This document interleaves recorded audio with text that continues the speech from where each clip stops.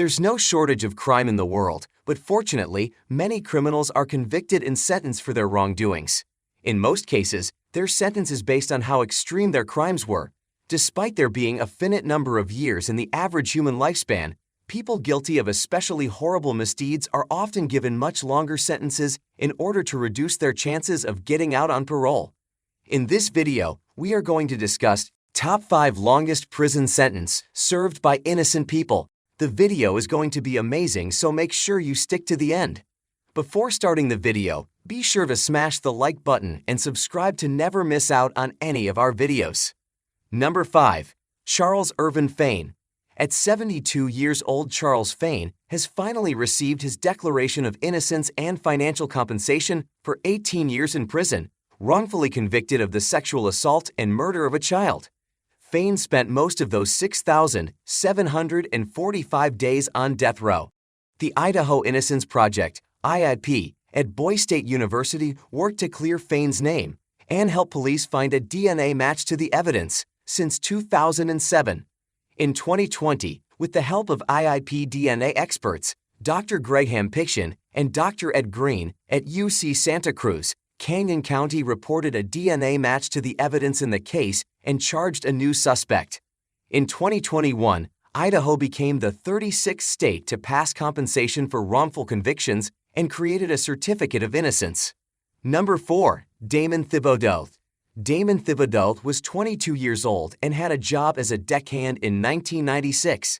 That same year, his step-cousin was fatally attacked. THIBODEAUX was wrongfully convicted of the incident and spent 15 years on death row in solitary confinement before his exoneration through DNA testing in 2012. Crystal Champagne left her family's West Wago, Louisiana, apartment to go to the nearby mall, and when she did not return home as expected, her family began a search for her. The search ended the following evening when her body was discovered, and a piece of red extension cord was wrapped around her neck. Number 3. Richard PHILLIPS. Richard PHILLIPS is a tall man with broad shoulders and a habit of singing to himself, usually without words, a deep and joyful sound that seems to rise from his soul. He began singing when he was a boy and kept singing in prison, and now sings in the car and at the dinner table, sustaining that one long note as if nothing in the world could stop the music. He missed holding his children, missed lacing their shoes and wiping away their tears, and he knew the only way he'd ever return to them was to somehow prove his innocence. One appeal failed in 1974, another in 1975. Phillips thought he might win with a better lawyer, so he took a job at the prison's license plate factory in the inking department, catching freshly inked plates as they came out of the chute and sending them by conveyor belt to the drying oven. About 4 years later, he had enough to pay one of the best appellate lawyers in Michigan.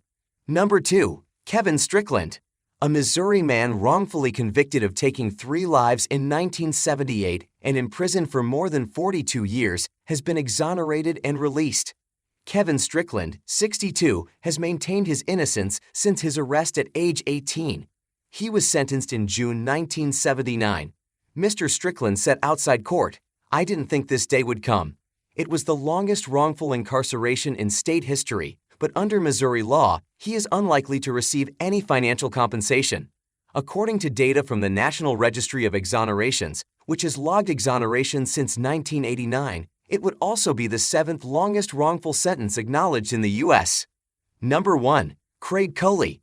Craig COLEY, 71, was sentenced to life in prison without parole for taking the life of his former partner in 1978, Rhonda Wicht, and her 4-year-old son, Donald, at their apartment. He had always maintained his innocence and was pardoned in 2017 by California's then-governor, Jerry Brown, based on exculpatory DNA evidence found by investigators. While no amount of money can make up for what happened to Mr. COLEY, settling this case is the right thing to do for Mr. COLEY and our community, Simi Valley City Manager Eric Levitt said. Let us know your opinion in the comment section below. This was all for today. Hope you liked the video. Do not forget to subscribe to our YouTube channel. Stay safe, and we will be back soon with another video.